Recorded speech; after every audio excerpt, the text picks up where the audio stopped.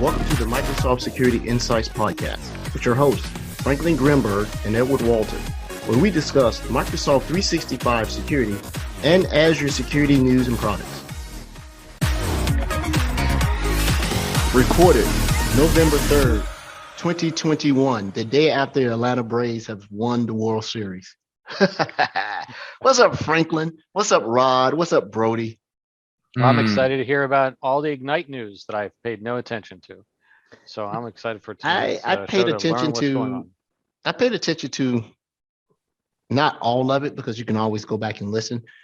But I went to a couple of sessions. I tell you one of the better ones she did on notebooks and some of the stuff that they got coming on with Azure Synapse.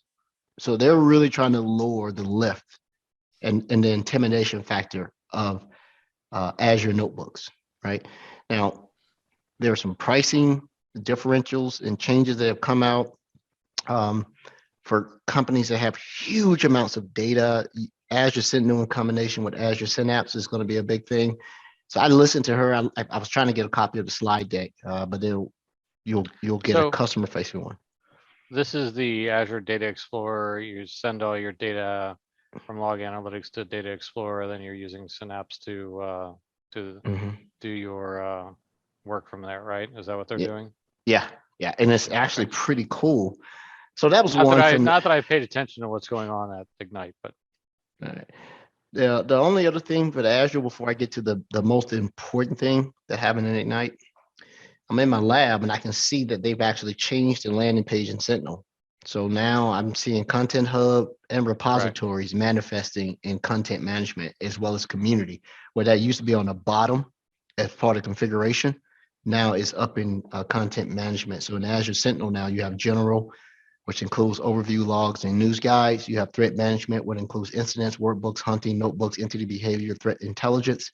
Content management is the third one down now with Content Hub in preview, repositories, Git in preview, and then the community. Did you see the change to the data connectors? Yes, I did. Mine's are populating out inside the M365 Defender one. Have you seen yours populate out yet? Not that. I was talking about the security events connector. Oh, I didn't. You mean the Windows event forwarding or Windows forwarding events data connector? Yeah. Okay. Yeah. Then, but no. There's two new ones. You're right. I see it. One's in preview and one's out. It's called the Windows Forwarded Events in preview. Yeah. And the other one is called Windows Security Events via AMA. So that's actually the security. Okay. So yeah, that one is with, requirement of the ARC client plus the AMA. Mm-hmm. Otherwise you still can use the security events. They're split now between legacy and the AMA. You can still use the old one, and really customers should, unless they have a really good business case to use the AMA version, they should still use the legacy one. Why is that? Because I'm seeing it now. They actually changed requirement or what? The ARC requirement. Yeah. and consider that ARC and the AMA is generally considered a server solution, not a client solution. That's one of the things I think customers tend to not get or tend to overlook. They're like, man, I can deploy this on every workstation in my environment. And then they get this huge bill. Yep. There are other ways, by the way, to get that data. I don't know if I should. Yeah. I wouldn't say it. So don't say it. Oh, okay. No, a colleague of mine, another person that works at Microsoft, and myself, we actually developed an add-on for SCOM. I'll put the link in the chat. For SCOM that, nice red cup, Brody. For SCOM that does this on-prem for all servers and workstations on-prem and does the processing on the SCOM server and then sends only the alerts, does the filtering and sends everything to Sentinel. So it really curbs that cost. Yeah, if you can properly architecture it out and be very upfront about what you're trying to achieve, you can really, anybody just bringing on Sentinel, I was talking to a customer, this is your chance to do real logging rationalization. especially if you're looking for a replace. But even if you're running parallel, go back and question every log. Why am I doing this? What is the value of this log? Can I get the same type of insights for something else that I'm doing? So I'll give this to the customers. More and more customers are doing their homework. So the questions are better now. Because everybody's, I got on a call with one customer. He said, "Oh yeah, I've been through all the Sentinel Ninja training." I was like, "Really?" "Yep." "And I've been through the Microsoft Learn SC200. And I say, "Which one was better?" I'll say it. They said that the SC200 was better structured, right? And you could go through and do everything. They said the Ninja training like it was written by 15 people. No, they did say it. Otherwise, I'd give you grief if they did not. So you guys want to hear two super important things that came out this week? No, well, I want to make sure that we give Brody his homework. Oh. Yeah. So Brody, let me add to my to-do list. Here, let me just open up OneNote. Okay, what do you got for me, bud? Your job is to figure out how to bring gaming telemetry in from Minecraft into Sentinel. Wow, I was not expecting that. Gaming telemetry. Not what I had on my list. My list was securing AD and AAD from pass through hash or past the hash and Kerber roasting. Yeah, I've been getting grilled all week on that. And shout out to Franklin Grimberg for introducing me to that YouTube about Kerberos roasting, past the hash, over past the hash, because you really think you understand the Kerberos and the ticket exchange and the authentication process. You really don't. And so I had a customer that was grilling me on the past the hash stuff.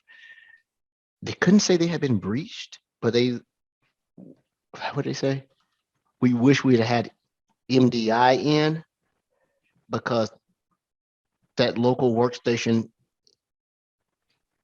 led to lateral movement. Now, MDI is not going to, correct me if I'm wrong now, MDI is not going to help with pass the hash type stuff, right? Defender for endpoint will. Yes. So they hadn't got there yet. But I had to get my homework out. I'm like, I think I told you, Franklin, I was like, hey, let me go back and re-look at this video again to understand.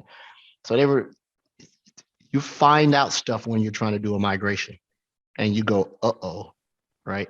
So that plus did the MDI secure score or the whatever, I forget what that item is called in the menu, help you, or is that or help? Nah, them? not really. Help them, not me. I mean, but it's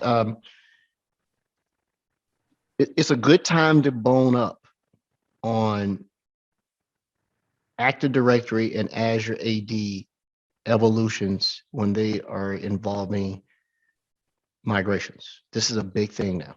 Folks the cloud is no longer new. People are moving. They're getting it now. And the first thing I caught was, and I shouldn't have been looking at the environment. They say, take a look at this. They had AD Connect deployed. I said, well, that's your first issue right there, sir. You say, what? I said, why do you deploy this on a domain controller? Isn't that where you're supposed to put it? No. You're supposed to deploy AD Connect on member servers, right? And then when you want redundancy, what do they call it? A staging server? Or in where? Or in the cloud. Is that a joke? Can you do that? What's that? Can you do that? We'll have to ask Brody. Oh, Brody's gonna do his homework. Yeah. I set up my Minecraft servers on domain controllers. I don't see what the problem is, right? They have direct access to the directory. Like it's low latency. Makes sense. Mm-hmm. Yeah. I put the well, I got a trick question for you, Brody. So great. By the way, it's Azure AD Connect Cloud Sync. Yes. The name has gotten long again. Here's a trick question for anybody. Can you deploy the MDI, Microsoft Defender for Identity sensor on a non-domain controller? Will it even install? Yeah. You can? You can is that deploy your it. answer? Whether or not it'll work or not properly is another thing. Are you saying that you can deploy it on there? I haven't tried it. I mean, okay. but you have the standalone server option, right? And that wouldn't be a domain controller. That would be its own server that's not a DC. It doesn't have to be a DC. So If you're using that, you're not using MDI. I haven't installed it with standalone based on your Yeah. rant that we had a few sessions ago. But yeah, totally. I did not have a rant. You know- told me how it is in life. It explains, the birds and the bees on the matter. So thank you. And I travel something else on the podcast. Let's deviate a little bit. So my birthday was last week. Happy birthday. So I jump on the plane, fly to DC to celebrate my birthday with Frank. He wouldn't even see me. He's like, I'm not got time for you, Edward. I was like, what? I said, why? He said, well, how was your son turning 16? He had to take to a 16, 15. I said, he'll be 16. He'll be all right. And didn't get to connect up there. Man, I was running through DC. I called myself going to do like a little 2-mile run, ended up doing like 7 miles. Just got lost trying to run through DuPont Circle, running in circles. Then I finally said, oh, you could pull out a phone and find your way back to the hotel. Who knew? But I'll be back up to DC, man. I'll come see Franklin. So, he didn't have time for me. He wanted to take his son to eat Popeye's chicken. Speaking of Popeye's chicken and security, did you guys see the video out there on the internet? Popeye's chicken and all the rats eating through all the food in the restaurant. No. Look it up I on don't YouTube. think I want to watch it. And the guy got fired. The delivery person got fired for posting. Like, of course you were going to get fired, but Yeah. All right. So I don't what want to go off happened this completely week off at the rails. Ignite? Anything exciting? I mean, Yep, Cloud App Security is now called Microsoft Defender for Cloud Applications. Microsoft Yes, sir. Defender for Cloud Cloud applications. applications. Well, what's or the cloud acronym? apps? MCAS is, yeah. What's the new Um, acronym? Is it going to be MDC or MDCA? That's the important part, right? Most important is the hashtag. So that's all we care about. Yeah, what is it going to be? I Now, wasn't there an the- entire list of name changes? Some Actually, I'm good really graphic. disappointed with. I have it. Hold on a sec. Oh yeah, pull that up. I just don't know if I'm allowed to share this. I tell you one that's exciting. They changed the name, but it must have already been existing because it's still green in my lab. Microsoft Defender for Office 365. Hmm. And I'm seeing What? that now. It I still thought it was says always that. I don't remember. What was that? It's Defender for Office 365. I've never, All right. So since we have a few Sentinel people on here, Yep. what's the new name of Sentinel? Microsoft Sentinel. Microsoft Sentinel. No, I can't really share this. That's okay. right. Uh, It would be nice if you could post little So- pictures instead of sharing the entire screen. Or can you? They have do- Microsoft Sentinel, Microsoft Defender for IoT, and then Microsoft- Azure. Yeah. Then when they made all that confusion between Azure Security Center and Azure Defender, split them apart but keep them in the same portal confusion. Now those two are back together again, known as Microsoft Defender for Cloud. for cloud. And so, yeah, just understandably, this is Yeah. not a rebranding. This is just completing the rebranding that started last quarter. Mhm. Because a lot of people looked at all these other products at that time. They're like, wow, man, you guys missed some. So It's funny is there's a question on the Learn modules about which products are part of Microsoft 365 Defender, and we had, of course, Defender for Office 365, and the last one was Cloud App Security, right? And nobody knew what to do with the answer. They thought that Cloud App Security was not part of the product suite for Microsoft 365 Defender. yeah, that's kind of funny too. Well, it's also our guests from 2 weeks ago. We had Eric, we had Jarrett, and we had I can't even tell the gentleman's name. I asked them, is it part of XDR or is it part of SNC? So Cloud App Security, or whatever they're calling it now, sort of straddles both, because our guests from 2 weeks ago were really proud about how it is being more integrated into app governance, right? And application control. and then it's sort of land to security and compliance. But then if you look at certain slide decks, the way they sell Sentinel is Sentinel with the overarching, and then right below it is Defender for Endpoint, and then the bottom part is Cloud App Security. And then in the middle is Azure Defender for Servers. So they're considering, according to who you talk to, Microsoft Cloud App Security is part of the entire XDR suite. And I don't know, it's because of the integration that you can have between MDE and MCAS in the, going into advanced feature settings or something and sliding it across, which allows you to create custom detections. All right. So let's do this. Let's go around the room here. Which name do you prefer, Microsoft Sentinel or Azure Sentinel? We'll start with Rod. Just Sentinel. I don't think it really needs anything more than that. Oh my goodness, he's avoiding it. Okay, Azure Sentinel for Rod. All right, Edward. I like Microsoft Sentinel. I'm a conspiracy guy. Maybe Microsoft Sentinel is going to become an on-premise solution. Well, there's already an on-premise solution for that. No, I mean an on-premise solution. All right, Brody. Yeah. Microsoft. I always thought that the old naming, things that were Azure, like Azure Advanced Threat Protection and Azure it just created this weird line in the sand between some products and others, right? And yeah, so you're the one that did that. Okay. No, I'm just kidding. Yeah, it was me. It was totally me. So it's Microsoft Sentinel for Brody. Yeah, absolutely. All right. I'm saying Azure Sentinel. I have to tell you.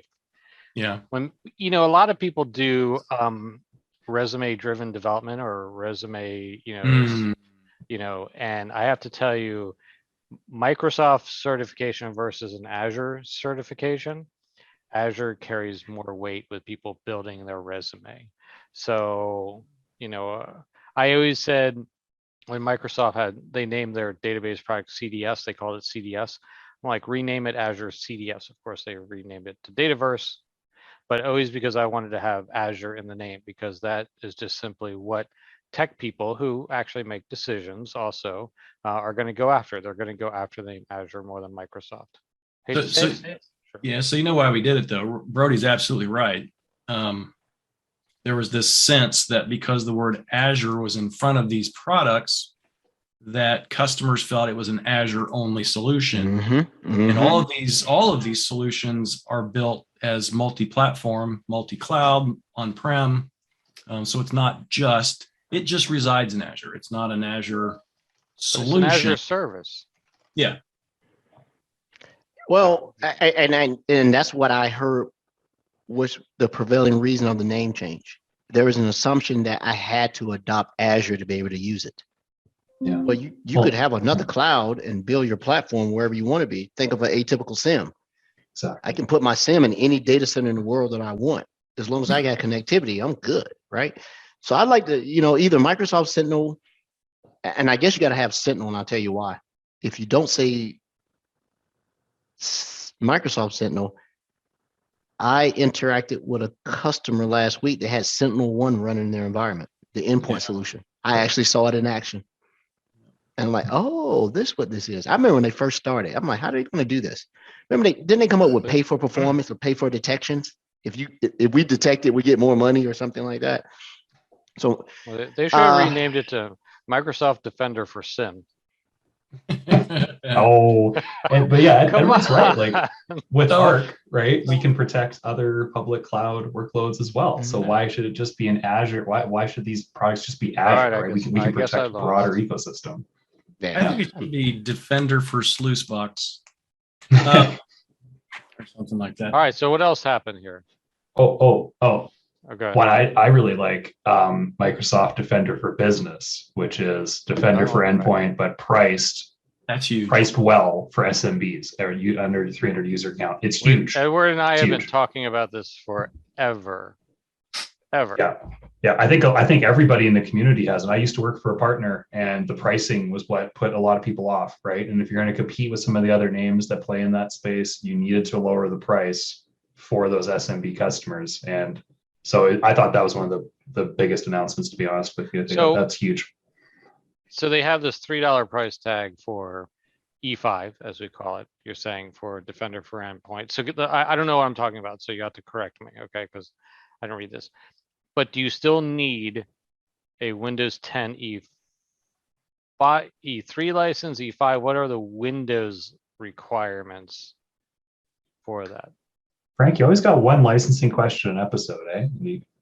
I don't know. I honestly don't know the answer. Because I just know that we it's can an add-on because at when $3 so the per thing user. is this is that when you looked at Windows E5 versus Windows E3, the big difference was actually just going to MDE, and that was $7, and it made sense. Then the other, $7 that you paid on your $15 license was all the rest of the stuff that you had from an E5 standpoint. So I just wonder what the Windows requirements are now. I think it's just that if you have E3 and you get the Defender for Business, there's additional 3, which gets you at 6. So you don't have to have E5. I'm Right. trying to look at it, but Yeah, because it's only up to 300 users. That's yeah. limit. And I think I heard that. I was listening to several things, and that was the slide deck that I missed when they scrolled past it, and I couldn't go back in Teams to see it. But we can follow up on the next call and figure it out. But I'm pretty sure it's E3, and then you add that on, which gets you to $6, and you get MDE for it. So Is this part of your job security trying to make this complex or what? yes, the more complex it is, the more you'll stay out of my business, right? You're like, well, we gotta trust it. Just like the questions you asked those folks the last couple podcasts, you'd go into this big long question, and then you'd add on to that big long question, and then by the end, they don't know what they were answering. Edward, it's a good There you tactic. go. Yeah, Yeah. I mean, I make a good lawyer. Go that route, right? All right, so what else did they announce? It's a standalone offering, so it doesn't require E3 or E5. So, But if the standalone costs more, right, $3 per user per month. it's more. I don't know. Privacy management got announced. I think it was already kind of announced, but I think now it's broadly announced. What Privacy is it? management. It's for managing privacy concerns, managing PII, that type of privacy data. management. Yeah. So that's in the Right. compliance center, but I think it's There an was add-on another- as well. Yeah. There's also some other stuff in some other policy areas. There's new adaptive something or another. Have you seen that? Adaptive controls inside Azure in conjunction with blueprints and policy, you mean? No. Something else No, that one? inside compliance. I'll have The Purview stuff. Not maybe? the Purview stuff. Yeah. I'll look it up. Yeah, it's this is one of the ignites that I haven't been super enmeshed in like I have been because I sort of got early looks at stuff that was coming out.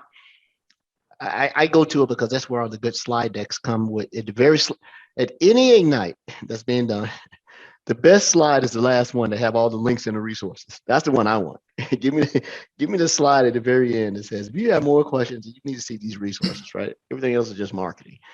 You get that email and consulting services. It's like, as soon as Ignite started, here is your 4-page email with everything. So you can just summarize and click on it. That's like, perfect, great, because I'll inevitably miss sessions.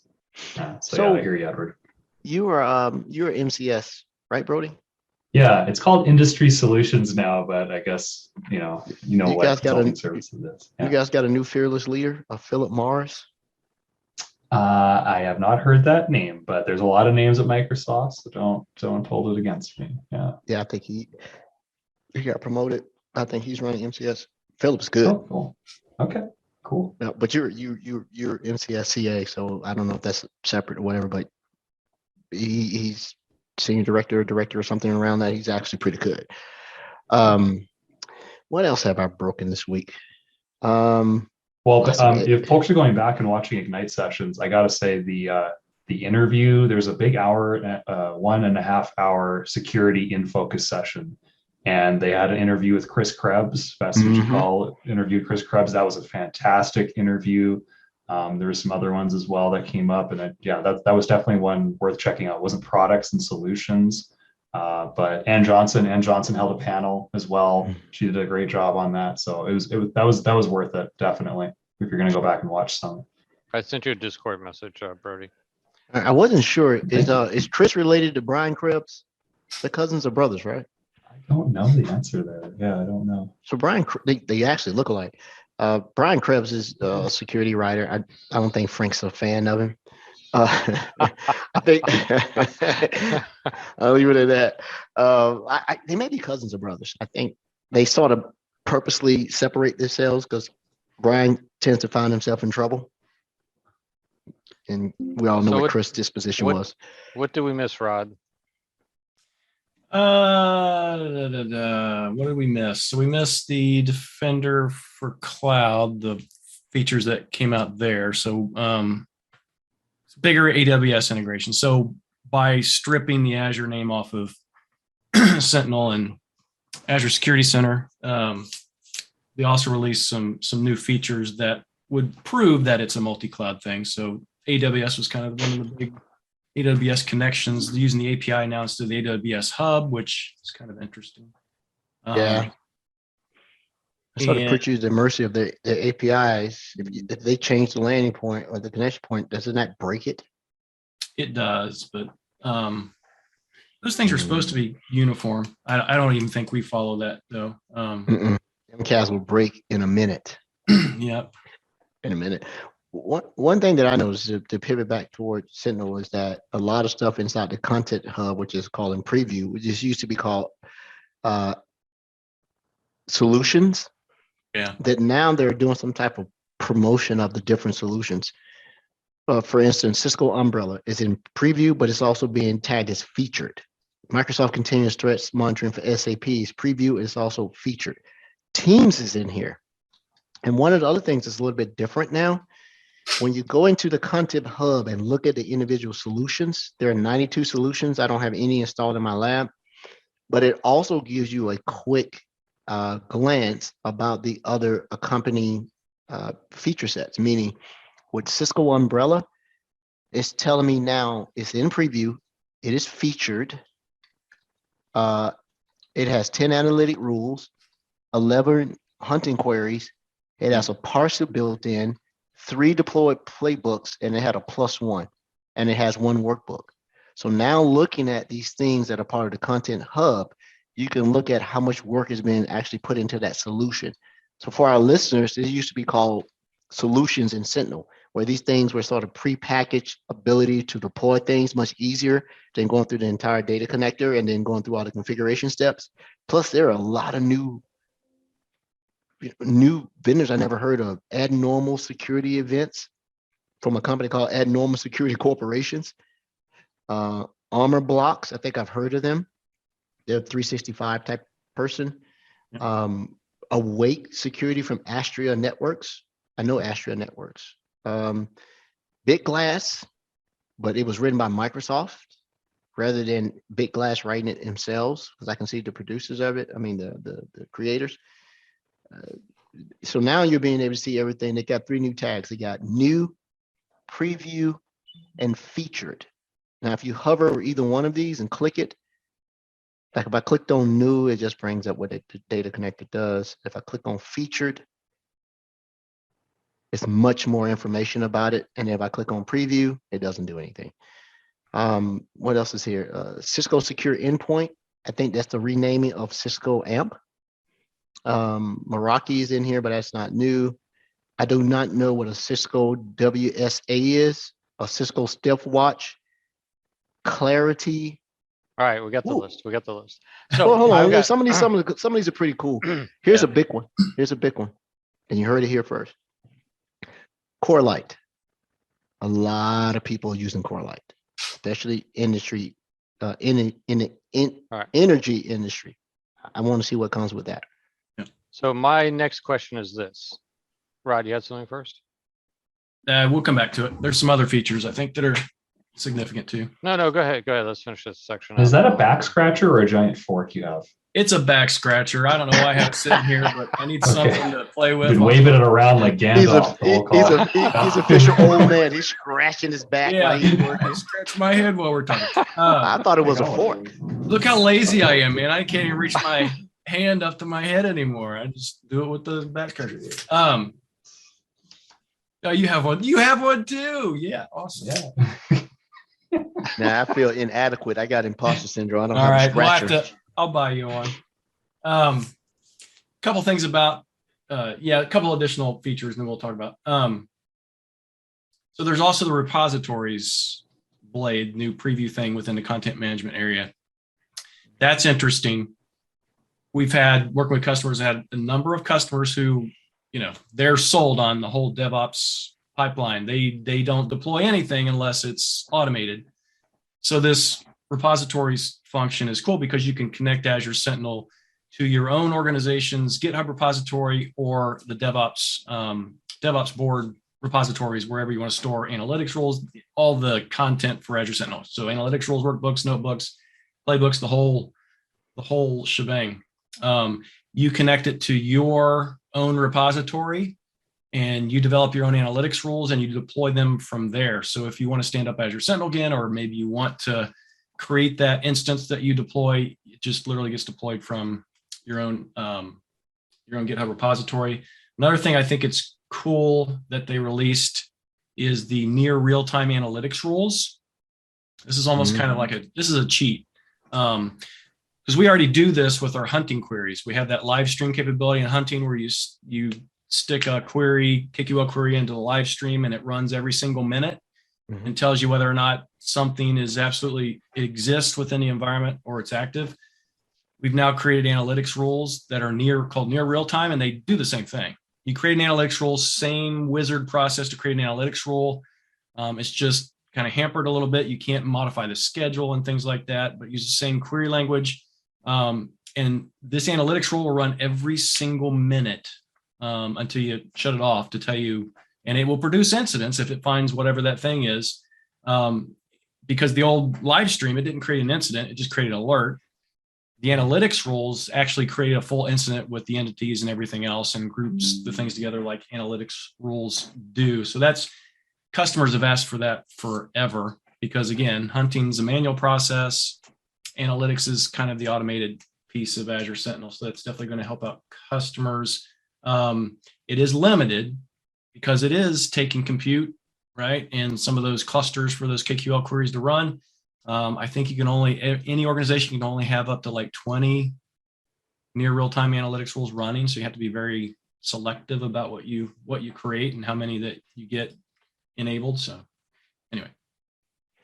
That's pretty, I'm playing around with in the hunting queries right now, and it's sort of wonky because I think you ran this question down that what's the difference between active and total queries, and I think you found the answer for it. So I'm looking at it now, like, because I'm seeing Zoom hunting queries, a lot of SQL stuff, and for some reason, all these things in my lab have been tagged as favorites, and I don't remember doing that. A lot of Azure DevOps. Let's go back to this near real time thing, okay? Because I think it's a very important topic. All right. So what is a real-time SIM? What's the difference between Sentinel and a real-time SIM? Well, still, and there's some So there's some capability we're still working on from that perspective, from a real-time capability. In relation to what this is, it's so what is a real-time capability? I hate that term because we're still talking about logs. We're still talking about transactions being recorded in logs. We're still talking about that gap and that latency between when something is recorded and when we can gain access to it. So real time is kind of screwy a little bit. So there's some SIMs that will actually run queries as the logs enter in and check that data when it's coming in, versus having a scheduled query, which actually is going to run based upon when the data is already in. From a correlation standpoint, I actually prefer a scheduled query versus a quote unquote real time coming in. All right. So now my question to you is this. Tell us about Escape from Ohio, your last week. Oh, last week was awesome. Tell us about the event you were at and what you spoke about and so on. Yeah. So my first in-person conference in, I don't know how long, but my first trip for at least 18 months. And it was absolutely amazing. Obviously you had to wear a mask in the terminals and in the airplane themselves. But I went from Ohio, which is most people here are no mask, to Florida, which is absolutely no mask. So by the time, it's like this little wormhole where you have to wear the whole suit so you don't get torn apart. And then you end up on the other side where everything's cool. So went to a conference last week. We had, I think there were close to 500 people in attendance, which is great. This was in Which Miami, Florida. conference? What's that? What's the conference name? It is MMS MOA. So it's Microsoft Management Summit, same name as an old one you might remember. But it was the Miami edition of the Microsoft Management Summit Mall of America, which normally runs at the Mall of America in Minneapolis, but they have like a second conference that they run subsequent to that. So this one was in Miami, Florida, which was South Beach, which was absolutely amazing because it was warm and incredible. I delivered 2 sessions on Azure Sentinel. I co-delivered with a Russian hacker on 3 other offensive hacking sessions. So I essentially was able to go in with him. He literally hacked Windows and Azure Active Directory to death. And then at the end, I showed how Azure Sentinel captured everything that he did, and I was able to shut it down. So that was pretty cool. Mm-hmm. This was primarily a endpoint management conference, but of interest these days, it's not much of a leap going from an endpoint manager role to a security role, because we're literally doing the same things. Endpoint manager folks are managing, sometimes compliance, but misconfigurations.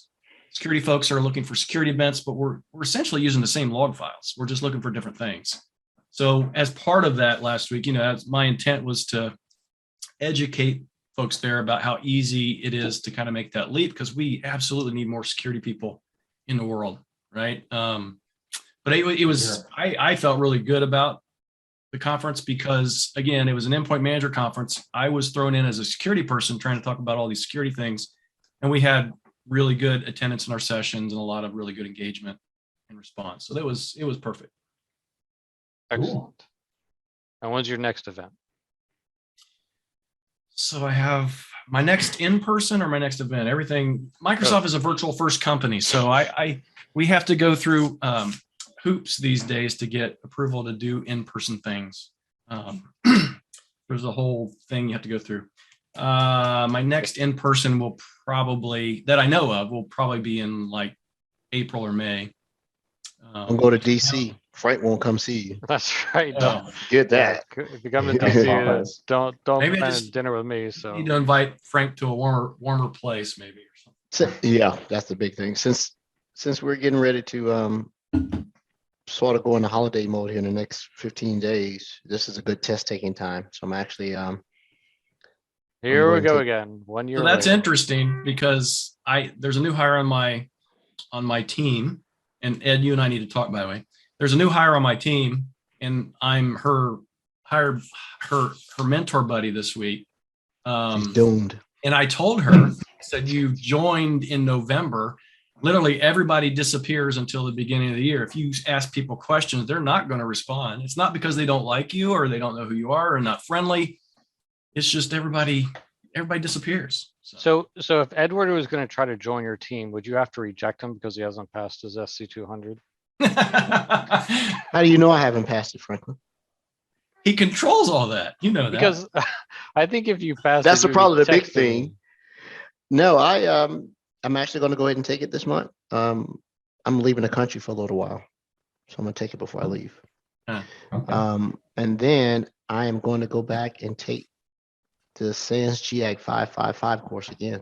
Then I'm going to do the 508. Course or exam? Yeah. The exam for the 555 and the course for the 508. I'm good to go now.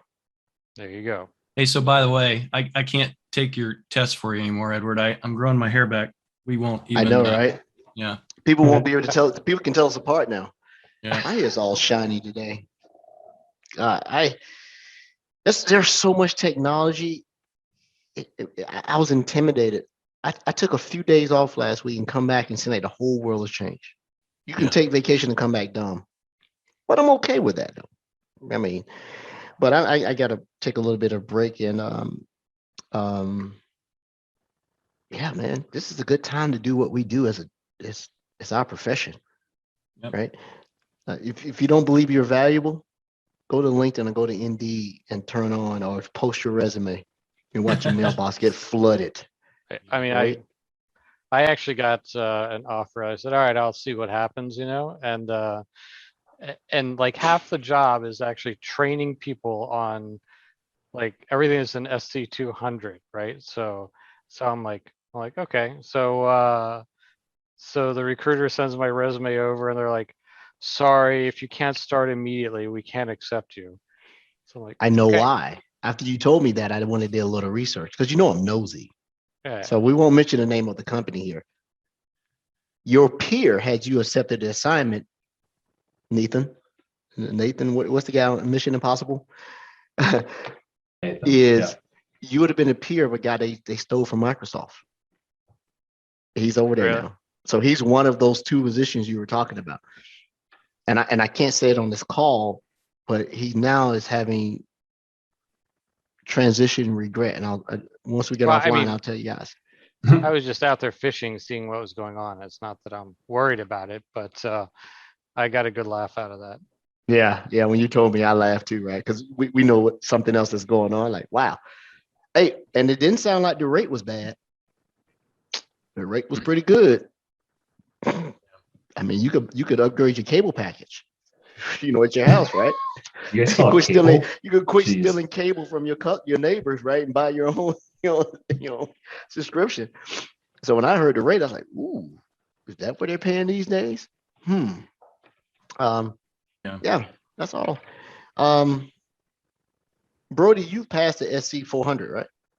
Yeah, I did. And what I want to do is do the 300 and the 200, right? And I have a big identity background, so I think I could probably get the 300, no biggie, but still have not had any real hands-on project experience with Sentinel. So I don't know what my chances are at studying on the 200 without getting a lab going and playing around, but It's on a my real radar. test. It's a real test. So, I know you talk about it every episode, so I gotta believe it's a real Anyway, test. Yeah. Edward didn't pass the first time because of Sentinel. So, it's a real Can you imagine yeah. that? You got the zero? lowest Did you actually scores get in zero? Sentinel. Man, damn near zero. Like Zero. Can you spell Sentinel? But the Like, other dude, thing, you know so much. I thought you did anyway. Maybe you're just there you go. I did too. Yeah. I thought I did too. But the other two they tested on, Azure Security Center, MDE, I had lines all the way over. That tells you how bad I bummed the Sentinel piece that the other two couldn't carry me over. I literally on the, you get 3 lines, a line, and a line. They measure 3. Yeah. Security Center or Defender, MDE, lines all the way to the right. Sentinel, I think I scored a 2%. Unreal. So I Frank, didn't get any of the questions right. The Could Ninja somebody- certification is tougher than SC200. Say again. The Ninja certification is tougher than SC200. Man, this is Franklin with these questions that he put on. That's what it was. He loves it. Hey, Yeah. I did not write any exam questions for SC200. Remember, I'm not allowed to. Okay. Franklin, when I hit the feedback button, you got an email. So I don't want to hear it. You got an email. And so I'm actually scheduled to take the AZ 700 the 15th. Nope. That's a clock. Oh, No, it's that's what I my was calendar saying. back there. Oh. The 19th. So I'm gonna give that beta. It's coming out of beta soon. So I got to go get it while it's still free, right? I actually went through the MS Learn. It's not bad. That's what I use. Yeah, it's great. And if It's- I come back from time away from a technology and I need to get ramped up again, like I'll go through the MS Learn and just kind of, get reacquainted. And it's great. Big shout out to Mr. Niebuhr who came on as a guest. Niebuhr, right, Franklin? Oh, Neeb. Neeb. What I call him, Yes. Niebuhr? You did. I'm terrible at names. Yeah, I'm bad at names. So Franklin, give us the secret sauce. Okay. So if you're someone like me, you're involved in these areas a lot, but you don't have, like, you're not working in a SOC and you just have Azure in a lab. Can you go through the learning paths and do self-study? Would that be adequate enough for you to challenge the exam, or do you really need that boots on the ground experience in order to do it? So if you go through Learn and then you go do the labs that are in GitHub, Okay. then you'll be fine, especially you with the fact that you have your proper licensing. One of the things that you'll see is that in the beginning, the M365 stuff, I put in a lot of interactive guides because I don't expect people that are doing learn to have the M365 E5 license. So when you get to Azure Defender and also Sentinel, you'll be able to do those labs and it'll probably cost you no more than $5 in Azure charges. So you should be able to get real work, be able to work your way through that. So I did take all that in consideration for learners that were not going to be going through instructor-led training when there's a lab provided for you. So you'll be good to go. You'll have to spin up your own VMs, like Sure. Yeah. the labs will say use VM1, whatever. You just have to make your own VM1 in Azure, which is no big deal. Unless Well, you're thank you Franklin. for putting the work into the interactive guides too, right? Because some people don't have access, and those I love learning by doing. I didn't have to do them. I just included them. So Well, yeah, but still, thank you for your But contribution. like Yes, it's wonderful. MDI, I did the click. I made sure that was a click through because, I didn't expect an instructor to go out and set up an entire MDI environment just to do that part of the class, number one. And then number two, for the student, they would actually have to spend way too much time setting up the environment versus learning other things when you only have so much time out there. So those are An instructor worth his salt would have done it. I would have, because I care about I my would have students. too. And they don't let Franklin. Don't let Franklin food. As an instructor, you want to set it up and go through it, but that doesn't mean you're going to always have that environment when you're teaching the class. So that's fair Franklin hits me up about 2 weeks ago. Ed, I said, what's up? Do you have any E5 license in your lab? I can't do the labs. I said, what do you mean you can't do the lab? Well, you need E5 and you do not have a lab with E5 in it. mine Okay. expired. Yeah, because Microsoft banned you because of that Defender for IoT fiasco that you did. So now you can no longer stand up. That's Microsoft Defender for IoT to you. And I think there's two of them now. It's Defender for IoT, and is there a Defender for OT, Rod? Did they make that differentiator? Because I'm seeing two things. Yeah. Yeah, it's just Defender for IoT. There's Defender for IoT, but there's one that's agentless and one agent-based, and they have specific naming for that, which I can't remember right now. But yeah, those are the separators between the two. Yeah. I actually went through the course. It was a 3-part course. It's actually pretty good to understand. If you got a networking background, it helps you tremendously understanding PCAPs and stuff like that in Capture, right? So I was like, oh, okay, I get this. But no, you'll be, Brody, I went into that SC200 arrogant, like, man, I invented Sentinel and I got a 0, right? Yeah. But when I first started my, wait a minute, Franklin, wasn't this episode supposed to be about how we got our first IT job? Who had the better story? No, we were going to do that last week when we missed, but yeah. So we still have. I was not feeling well, so we decided not to do that because it's quite a story about how we have a competition. Who has the most interesting how you got your first job in IT story? So I don't know if Brody or Rod wants to. We have invited people that would like to participate in this competition to see. So we'll have to set that as a date. I think we're gonna be able to get some guests now since the Ignites happen and people are gonna have some things to talk about, but we still have to do that episode and have the showdown of how you got your first IT job. Does tech support count as IT? Yes. Or you have to be. Does tech support count, or like actually sysadmin? Okay, well, that's not as good of a story though. I wish you said no. Because mine is going to be in that line of support, which is the way I got. No, my I mean you can lie and say, okay, this was my first IT job. Sweet. So it's something interesting, I got a good story. I mean, my story is going to be a complete lie anyways. So I'm going to have Edward go first and make it up as I go along. So. Oh, I'm all about fabrication. They call me the human 3D printer. So that's what's about to happen, right? Big shout out to Nathan Swift who hit me up on Discord. He said he's apologized for being incognito. Congratulations on him passing his CISSP. Nathan, I got you. I'm gonna CISSP in good standing now because you got to be sponsored now. I'm in good standing. Really? I'll sponsor you. Yeah. You have to have someone that sponsors you who's a CISSP in good standing. And one of the certifications I've never let lapse. I always get my CPEs, my continuing education credits, I always do it. I have a calendar.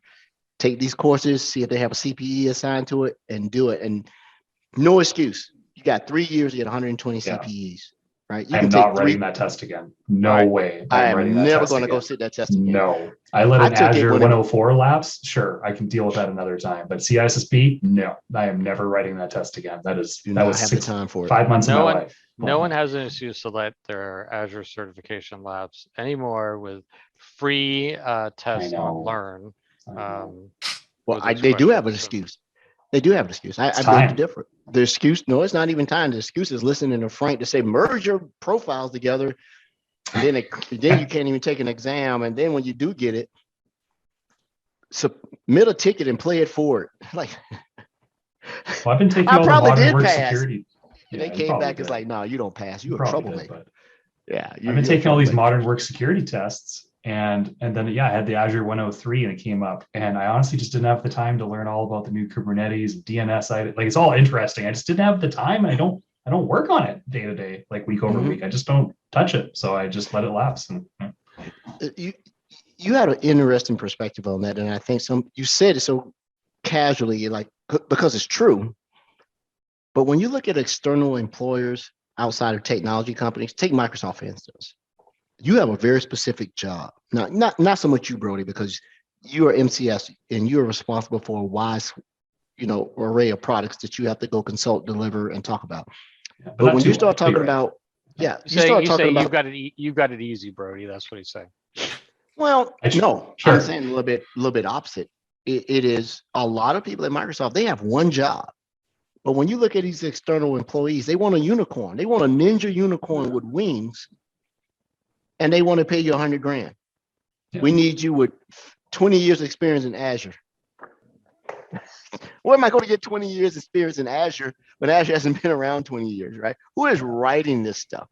We need someone who has KQL Years experience. worth of experience. I don't know. Yeah. You Yeah. need to be an expert in CI, CD, Azure DevOps, Azure. I mean, the list is through the roof. And then when you go in and you just humor these recruiters, well, what's the rate? Oh, the rate is $60 an hour. To do what? To do the interview, right? Because you can't do it. So I don't think there is a sense of reality for the individuals who are trying to find security practitioners like ourselves. You're looking for someone who can have and that's just the Microsoft products. God forbid if they just get you for an agnostic position, we need you to have these many experience with NIST, PCI, Sarbanes, GDPR, vulnerability assessment. Pen testing would be nice. We also need you to have your GX cert, your offensive security cert, all the Microsoft certs. And by the way, a CISSP would be nice. And we'll pay you $110,000. And people skills. We hope you spent $10,000 on search to get this job. Yeah. Of your own money. Yeah. The only thing that We can't pay for those certs. So when I went for my CCIE, that was probably the most rigorous learning process because I took it really serious, right? Because back then that was a badge of honor. And I wanted to get that CCIE designation because the lower your number, right, the more you can stick your chest out. So I passed the test. I couldn't pass the lab. And that lab will fail you. It seems like the more experience you have, and if you're not really good at it, you're going to go down a rabbit hole and the proctor takes, pleasure in seeing you and watching me flounder, right? And they don't wait. You fail. Better luck next time, right? And you're going about your business. But I learned so much from that. So when Franklin started, mentoring me and said, hey, here are the industry certs you need to do. These are the ones that prove that you're well-rounded. SANS, GIAC, and everything. I had forgotten how serious you need to take these things, and I didn't. So that's why I didn't pass, right? I think I also didn't pass because Franklin had put so many high expectations on me. He told me it wasn't good enough to pass. I needed to score a 90. Because when you score a 90, you're part of the alumni. Isn't that right, Franklin? The board. So I'm shooting for 90. I got to get a 90. if I don't get a 90, Franklin's not going to be my friend. He's not going to allow me to play in any reindeer games. Doesn't sound like he's so- your friend already. You show up in the same city as the guy and he won't come see you. That's He kind won't of come see me. I asked him, and Yeah. he said something about friend. I said, Franklin, I'm your friend. He didn't answer Only my meet at text after Popeyes, that. you know? It'd be no problem. I know, right? Yeah. I get it though. It was I showed up sort of last minute. He wasn't Listen, really sure. I gotta tell you, my wife and I did want to go to dinner with you because she wanted to talk all the horror shows out there and all that. So she really I'm like, I'll just drive you there because she wants to spend dinner talking to you about that stuff. So So Franklin's wife and I, we love science fiction, zombie movies, virus movies. We love the apocalyptic movies. Franklin has no interest. So we're talking. So we sit there and we were all on a call one day, right? Weren't we, yeah, Franklin? call. Oh my God, that was so fun. And you were just sitting there like, oh my God, I'm dying. I just started playing video games. I don't even know what you guys talked about. I know, right? What, man, we are 6:02. This Yep. is one of those laid back podcasts. I saw the light. There was so much to go on that we really didn't have focus. But Ignite was important with the changes going on. Yeah. So to our listeners, we're solidifying our guest panel of some upcomings. Nathan Swift, who's been on the show before, wants to come on and talk about two things. Oddly enough, he pinged me on Discord talking about he wants to talk about Cloud Knox. Cool. Who knew? I do have somebody lined up from Risk IQ to come on and talk about that acquisition and what it brings to Microsoft. All right, so they've committed. A lot of people said they were coming on, but they wanted to get past Ignite. Matt Solzman is coming on. Big shout out to Matt Solzman. He took a new position, but he had to get his feet up under him and train his replacement before he moved over to become a program manager in a very unique role I've never seen before. I'd like, they created this for you. So I'm looking in the site to have him come on and talk about what he's doing. We have some individuals who are going to come on and talk about Secure Score, why that thing is still a thing and why it's important. We're going to have an MCAS person come on, or Microsoft Defender for Cloud Apps. Is that the name of it now? Yeah, So we got a pretty good list. Finally got Sarah Young, who's a program manager for Sentinel, to agree to come on. She's no Nice. longer in Australia. She's in Redmond. Did not know that. Really cool. I asked her a question she could not answer yesterday. So we'll talk about the new Azure Sentinel free trial and why that's making me pull my hair out. And as soon as Rod gets involved with it, he'll pull what little hair he has out too. Oh, Nathan just hit me up. What is he saying? Saying stop talking about me on the podcast. I was wondering Yeah. where that question came from, by the way. Oh, okay.